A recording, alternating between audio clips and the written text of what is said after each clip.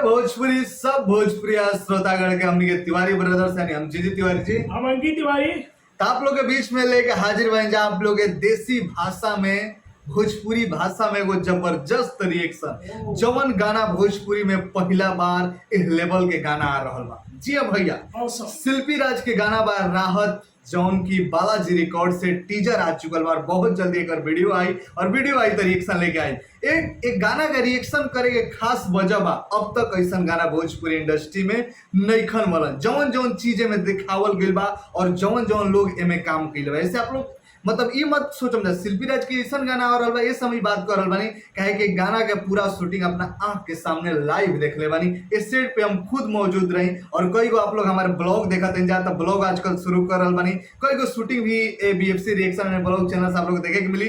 तो गाना के पूरा शूटिंग के ब्लॉग भी आप लोग के बीच बहुत जल्दी आई जब ये गाना का फाइनल वीडियो रिलीज हो जाए। भोजपुरी फैंस क्लब और BFC रिएक्शन और ब्लॉग चैनल से भी आप लोगों को ब्लॉग देखे के मिली पूरा शूटिंग के। जी हाँ भैया एक गाना में ऐसा डांस भइल बा जौना के वो कहल जाला भैया कि जैज करके और कंटेम्पररी ऐसे करके कोई डांस आवेला हमरो पूरा नहीं के बाद कंटेम्पररी एंड जैज ऐसा डांस पहला बार भोजपुरी में देखे के मिली। अब देखो के मतलब अब देखल हो हिंदी फिल्म में एकदम टंगरिया फैला दिहल जाला लड़के ना लड़का लेकिन ना चले सब काना पर एकदम सीधा स्ट्रेट टंगरी एगो ऊपर एगो नीचे लड़का सामने खड़ा मतलब कमाल के डांस में आप लोग देखे मिली। शिल्पी राज की गाना आ रहा बा राहत कहे के सामने आंख के देखल अभी भी सीन भुलानी ना। और एक गाना के डायरेक्टर वाला विभांशु तिवारी जो भोजपुरी में हमेशा ही एक नया धमाका करेले बवाल धमाका करेले ऐसे धमाका करेले कि सब कोई के अमूली जौन बा मुंह में दांते तरे दब जाला कमाल के सोचे पे मजबूर कर देवला। ते गाना उहे लेके आ रहल बड़े एक डायरेक्टर उहे बड़े और में जितना लोग काम कइले बा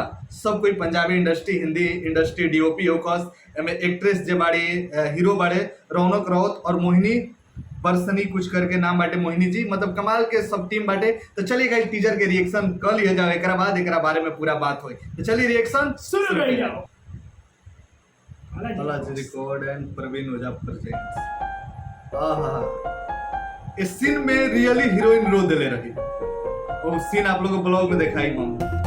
आहा वाह दिल के छेद देता आवाज तू भुला गइला हम जानतनी अपने के अभागा मानतनी। पूरा गाना याद हो गया भैया अतना